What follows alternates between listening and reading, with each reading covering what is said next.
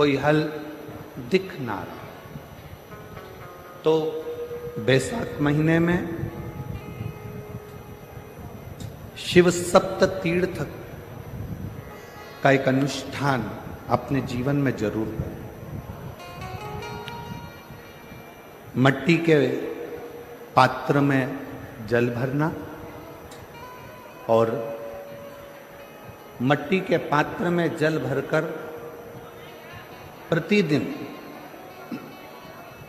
रोज 7 दिन का ये नियम होता है सप्ततीर्थ का। सप्ततीर्थ बस विराम जो है उसका प्रदोष के दिन होना चाहिए। और बैसाख के महीने में जब आप सप्ततीर्थ का अनुष्ठान करें, 1 घड़ा जल का रोज भरें प्रतिदिन, और 1 बेलपत्र, 1 शमी पत्र उस घड़े के नजदीक में कोई पात्र में अवश्य रखें। पात्र को, जो जल का घड़ा है, जल का पात्र है, उसको मट्टी के ही दीप से या कोई श्वेत वस्त्र जिसको मला गया हो, धोया गया हो, साफ हो, उस वस्त्र से ढक दें। एक दिन एक शिवालय में जाएं, शमी पत्र अशोक सुंदरी वाली जगह पर समर्पित करें। अशोक सुंदरी की जगह जानते हो ना आप लोग? अशोक सुंदरी की जगह पर शमी पत्र समर्पित करें। बेलपत्र जहां आप खड़े हैं उधर से डंडी का भाग आपकी ओर हो और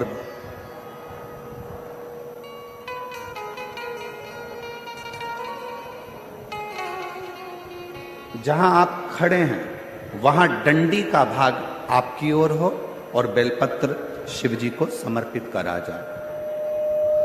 फिर जो मट्टी के पात्र में जल है वो भगवान शंकर को अपनी कामना कर कर शिव जी को समर्पित कर दो।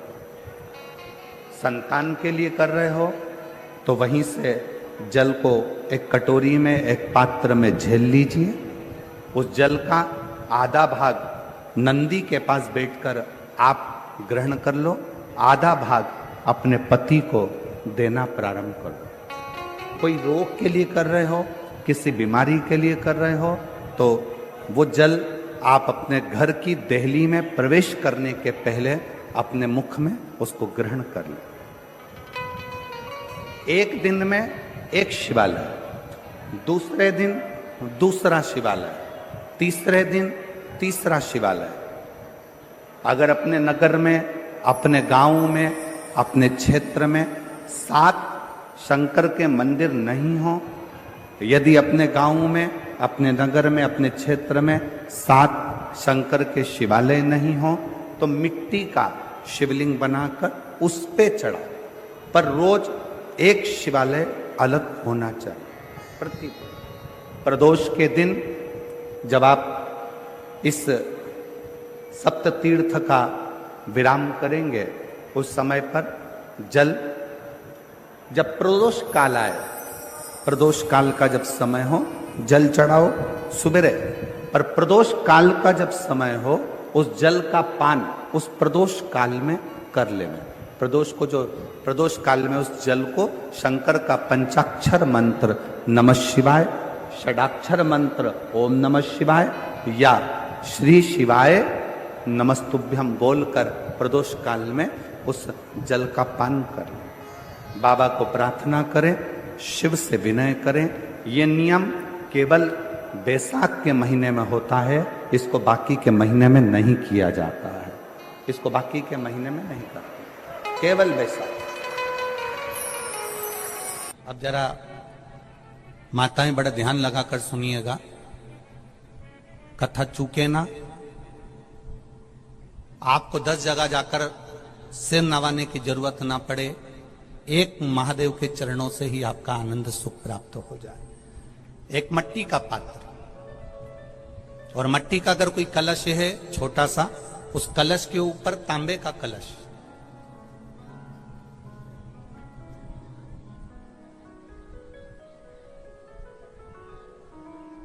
माता प्रसूति, दक्ष प्रजापति और माता वीरणी, इन तीनों का स्मरण कर कर जो बड़ के पेड़ के नीचे जो शिवलिंग हो, बड़ के पेड़ के नीचे जो शिवलिंग विराजमान हो, चाहे वो ओटले पर हो, चाहे वो पत्थर का हो, चाहे वो सीमेंट का हो, चाहे वो कंकर का हो, चाहे वो मार्बल का हो, चाहे वो जिस भी चीज का हो, बड़ के पेड़ के नीचे जो शिवलिंग हो उसमें सीधे जब आप कलश लेकर जाएंगे तो मिट्टी का पात्र, उसके ऊपर तांबे का पात्र भरा हुआ, दोनों को एक साथ पकड़ कर ले जाएंगे। पर जब आप शिवलिंग पर दक्ष प्रजापति, प्रसूति और वीरणी, इन तीनों का नाम लेकर सीधे हाथ में मिट्टी का पात्र और उल्टे हाथ में तांबे का पात्र लेकर धीरे धीरे शिवलिंग पर जल समर्पित करेंगे और उस जल का पान उसी बट वृक्ष के नीचे दोनों पति पत्नी अगर पान कर लेते हैं और संतान की कामना कर लेते हैं तो भी मेरा महादेव संतान प्रदान करता ही करता। पर ये जो क्रम किया जाता है ये केवल बैसाख के महीने में ही किया जाता है, इसके सिवाय इसको आप अन्य महीनों में नहीं कर सकते, केवल एक बैसाख में। और हम तो कहेंगे बैसाख महीने की जब शिवरात्रि आए या बैसाख महीने में अष्टमी तिथि आ जाए या बैसाख महीने में सोमवार का दिन पड़ी जाए तो प्रयास करना कि आप संतति के लिए, संतान के लिए आप ये प्रयोग कर सकें।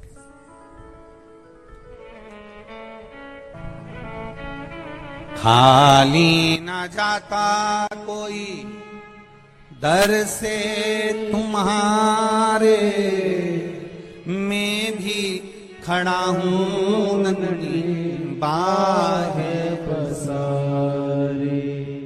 बाबा आपके चरणारविंद का रस तत्व हमें प्राप्त। प्रसूति शिव महापुराण की कथा जितनी भी माताएं सुन रही हैं जिनके घर में 30-30 साल तक औलाद भी नहीं हुई हो, 15 साल, 18 साल, 10 साल, 20 साल अगर संतान का सुख भी नहीं है तो वे विश्वास करता है जिसने 7 दिन की प्रसूति शिव महापुराण की कथा 7 दिन की अगर पूरी भले मोबाइल पर सुने, चाहे टीवी पर सुने, चाहे पंडाल में सुने, कामना कर कर झोली पसार कर अगर दिल से सुनेगी तो ये झोली भले 30 साल क्यों ना हो गए हो तो भी वो भरेगा जरूर, ये निश्चित है।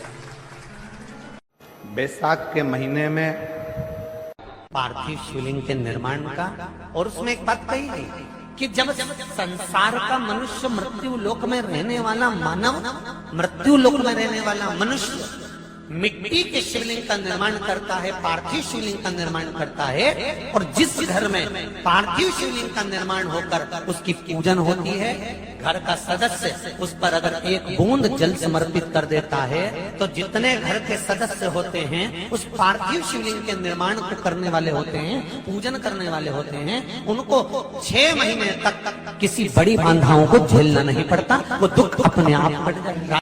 बैसाख का महीना चल रहा है और शिवजी के गले में जो मूंछ वाले मुंडों की माला है वो शिवजी के गले में वो राहु के मुंड है जो शंकर भगवान धारण कर राहु के मुंड। तो जिसकी पहली शादी हो रही हो प्रसन्न वो हो। तुम खुद देखो शादी में जितना दूल्हा प्रसन्न दिखता है, जितनी दुल्हन प्रसन्न दिखती है,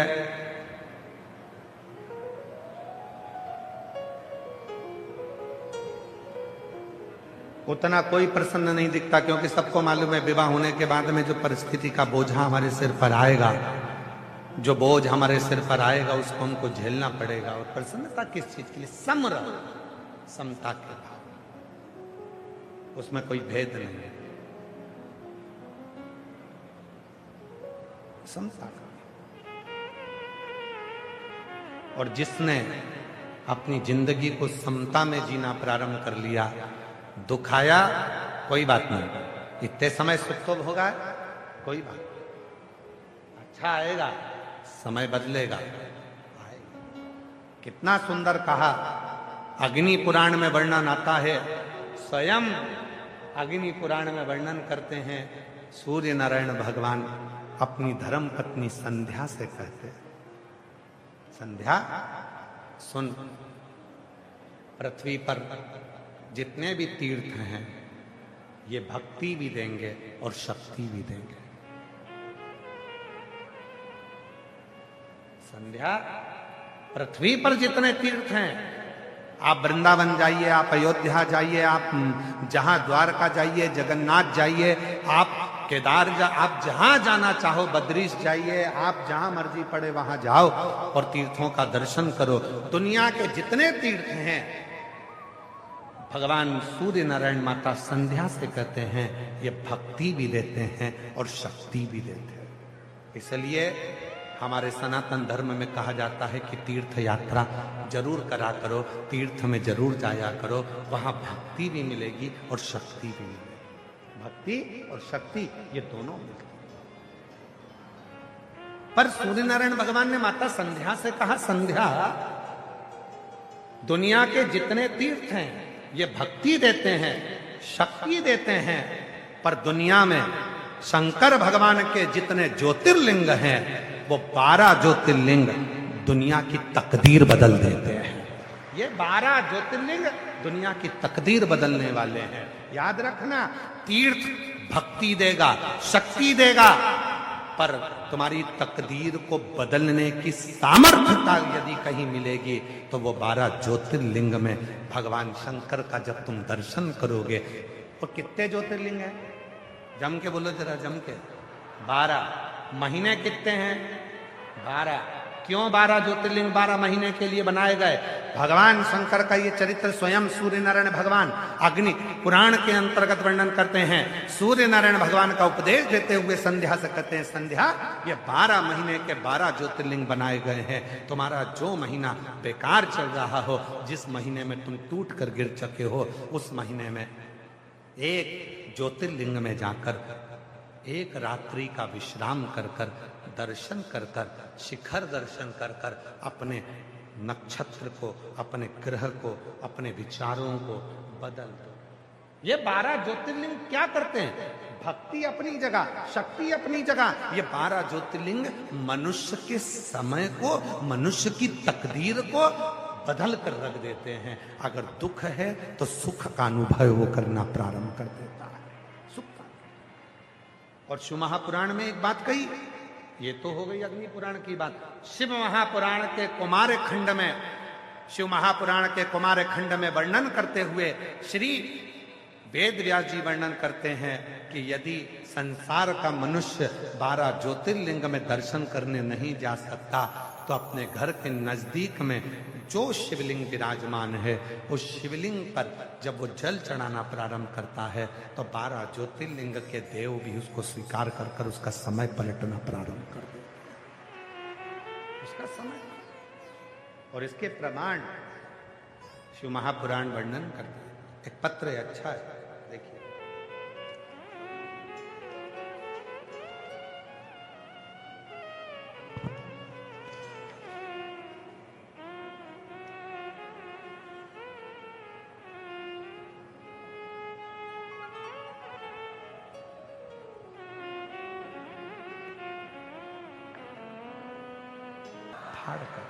शिव कृपा करता, शंकर करुणा।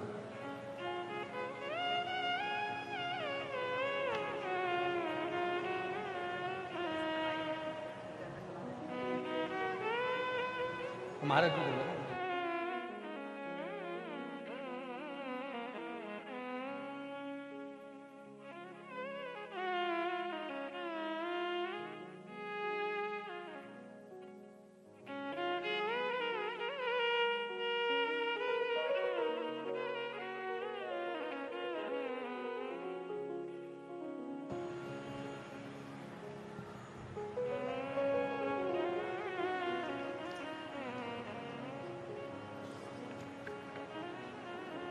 जोरदार ताली बजाएं।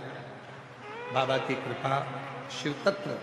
एक लाइन और बड़ी सुंदर है, तेरे दरबार की